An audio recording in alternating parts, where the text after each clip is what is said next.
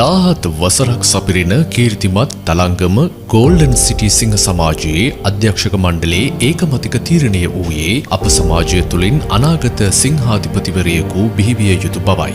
එම නායකත්වය සඳහා අප සිංහ සමාජයෙන් බිහි වුණු කීර්තිමත් සිංහ නායකයෙකු අද අපි ඔබට ඉදිරිපත් කරමු. සිංහ වසන්ත මල්ලිකාරච්චි 2013 වසරේදී අප සිංහ සමාජයේ සමාජිකත්වය ලබා ගන්නා ලදී. සිංහ වසන්ත මල්ලිකාරච්චි ශ්‍රී ලංකාවේ පරිපාලන හා අලෙවිකරණ ක්ෂේත්‍රයේ විශිෂ්ටයෙකු බව ප්‍රකට කරුණක්. 2002 වසරේදී ශ්‍රී ලංකා ජාතික අලෙවිකරණ ආයතනයේ විධායක සභාවට නිතරගෙන් ඔහු තීරීපත් වුණා. 2002 වසරේ සිට 2005 වසර දක්වා ඔහු ජාතික අලෙවිකරණ ආයතනයේ උපලේකම්, ලේකම් සහ උපසභාපති ධූරයන් දැරුවා. 2006-2007 වසර සඳහා ජාතික අලෙවිකරණ ක්ෂේත්‍රයේ ඉහළම පුටුව වන සභාපති ධූරයට පත් වුණා. ඔහුගේ සභාපති වසරේදී ඔහුව ආසියානු පැසිෆික් ජාත්‍යන්තර අලෙවිකරණ සංගමයේ අධ්‍යක්ෂක තනතුරටත් පත් වූවා. ඔහුගේ ජාතික සහ ජාත්‍යන්තර අලෙවිකරණ ක්ෂේත්‍රය සඳහා කැපවීම සහ එහි උන්නතිය සඳහා දැක් වූ දායකත්වයෙන් නිසාම 2007-2008 වසරේ නිතරගෙන් ඔහුව ආසියානු අලෙවිකරණ මණ්ඩලයේ මහලේකම් ධූරයට පත් වූවා. එම වසරේදීම ඔහුට ලෝක අලෙවිකරණ ක්ෂේත්‍රයේ පුරාවෘතයක් වන Father of Modern Marketing professor Philip Kotler සමග වැඩසටහන් කිහිපයකට සම්බන්ධ වීමද ඔහුගේ ජීවිතයලත් සුවිශේෂී අවස්ථාවක්.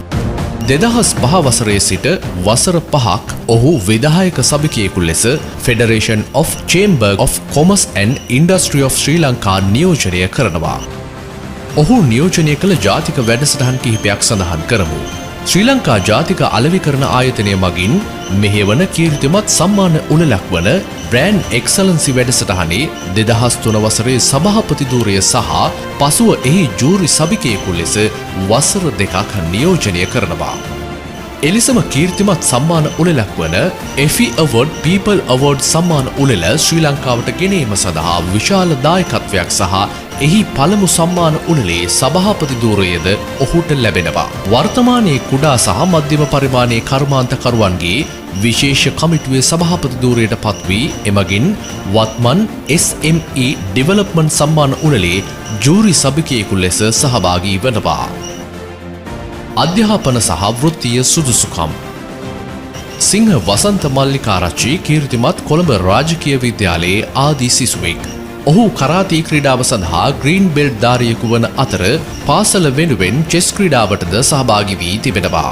ඔහු වෘත්තීය අලෙවිකරුවෙක්. ඒ වගේම ගණකාධිකාරීවරයෙක්. ඒ වගේම ජාතික සහ ජාත්‍යන්තර ආයතන රාශියක පරිපාලන තනතුරු දරා තිබෙනවා. 2003 වසරේදී ෆ්‍රොස්ටියා සමූහ ආයතනයේ ප්‍රධාන විධායක නිලධාරියා බවටද ඔහු පත්වනවා. වර්තමානයේ ග්ලෝබල් ටෙක් සමූහ ව්‍යාපාරයේ සභාපති ධූරය හා ප්‍රධාන විධායක ධූරය දරනවා.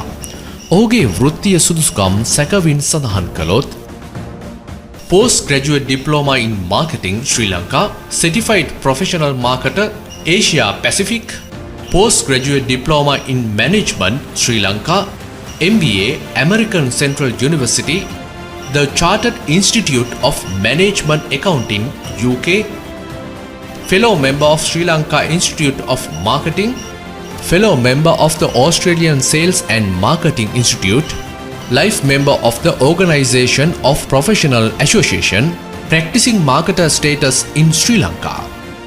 ඔහු විසින් ශ්‍රී ලංකාව නියෝජනය කරමින් ජාත්‍යන්තර සමුළු රාශියකට ආරාධිතයෙකු ලෙස සහභාගී වී තිබෙනවා.